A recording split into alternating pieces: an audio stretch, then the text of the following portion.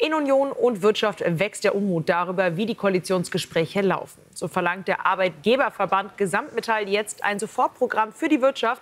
Friedrich Merz und die neue Regierung müssten handeln. In CDU und CSU nimmt die Kritik zu, weil der versprochene Politikwechsel ausbleibt und vor allem die SPD ihre Positionen durchsetzt. Die Nervosität wächst auch, weil in der letzten Meinungsumfrage die AfD wieder zugelegt hat und nun sogar gleich auf ist mit der Union.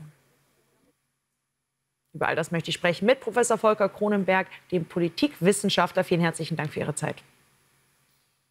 Sehr gerne. Guten Tag, Frau Würzbach. Ja, in den Koalitionsverhandlungen sind wir jetzt so ein bisschen auf den letzten Metern. Wie kann Merz da das Ruder noch mal rumreißen? Ja, das ist natürlich die entscheidende Frage, die ich jetzt auch nicht beantworten kann, weil ich ja nicht Teilnehmer auch dieser Gespräche bin. Aber Sie haben natürlich völlig recht. Man ist jetzt sozusagen kurz vor knapp. Man ist auf der Zielgeraden, muss man sein, weil in Ihrem Beitrag und der Tenor des heutigen Vormittags und der letzten Tage ist, die Zeiten sind dramatisch. Die Wirtschaft, abgesehen jetzt von Krieg, Verteidigung, Trump hin und her, das heißt, die Rahmenbedingungen sind so schwierig. Und was beobachten wir seit Wochen im Grunde?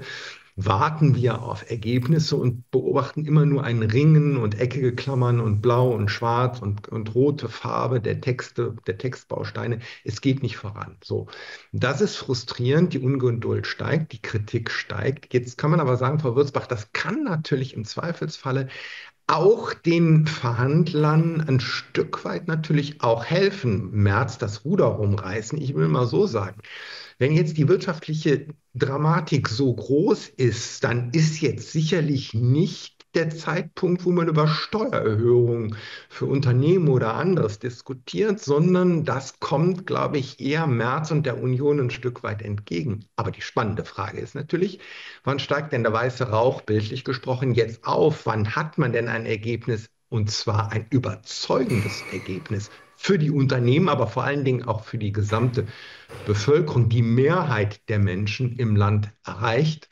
Da steigt natürlich jetzt der Erwartungsdruck zu Recht. Man muss jetzt zu Potte kommen.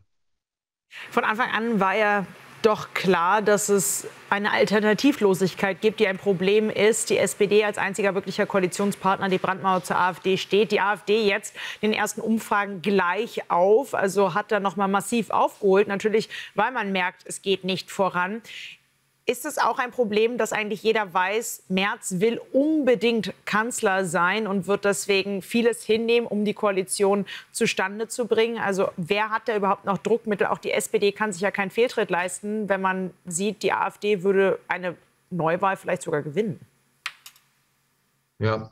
Ja, es ist natürlich nicht ausgeschlossen, wenn man sich jetzt diese Stimmungslage anschaut, so dramatisch das natürlich ist. Aber Stimmungslage heißt dann eben auch, es kann natürlich ein Stück weit flüchtig sein, wenn das, was jetzt präsentiert wird, dann doch wesentliche Elemente der so immer wieder angekündigten Politikwende dann doch enthält. Vor allen Dingen Lösungen bei Problemen auf Politikfeldern, die den Menschen schon sehr lange, viel zu lange unter den Nägeln brennen, dann kann das natürlich auch wieder zu einem Rückgang bei der AfD führen. Naja, also diese Schwierigkeit, die Sie ansprechen, koalitionspolitisch, ich würde mal so sagen, Schwarz und Rot wissen natürlich, man sitzt in einem Boot und im Grunde, man muss jetzt vorankommen, man muss das Tempo erhöhen, man muss versuchen, Stabilität da reinzubringen und möglichst auf 4 Jahre zusammenbleiben und noch einmal die Probleme lösen. Wir haben gerade die Wirtschaft angesprochen, weil das jetzt sehr aktuell ist, hochdramatisch.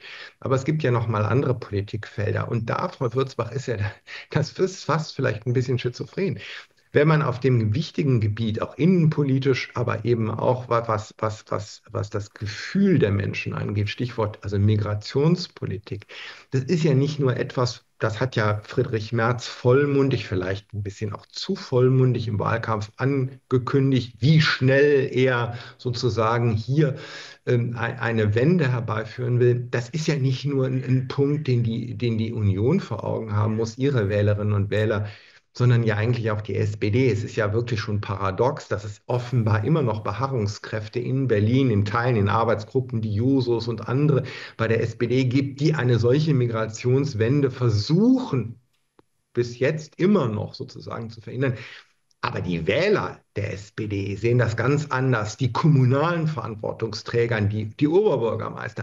Ich will also sagen, da sitzt man in einem Boot und man weiß natürlich auch, man ist zum Erfolg verdammt. Alternativlos ist selten etwas in der Politik, weil immer über Fragen, natürlich Strategien, Wege auch diskutiert werden kann. Aber letztendlich wissen doch die drei Parteien, die da jetzt zusammensitzen, was die Stunde geschlagen hat, was die Hauptherausforderungen sind, dass sie staatspolitische Verantwortung tragen. Und die ihr da übrigens jetzt zusammensitzt, das ist Merz, das ist Klingbeil, und das sind dann die anderen, die wissen ja auch, um was es geht. Natürlich will Merz Kanzler werden. Das gehört auch dazu, aber natürlich nicht um jeden Preis. Das weiß er auch. Er ist auch abhängig natürlich. Das ist ja keine One-Man-Show, auch nicht in der CDU, sondern er muss die anderen mitnehmen und überzeugen. Also jetzt noch mal überzeugen auf diesen letzten Metern mit Themen, die Sie gerade angesprochen haben. Professor Kronberg, vielen herzlichen Dank für die Einschätzung. Danke Ihnen, Frau Würzbach.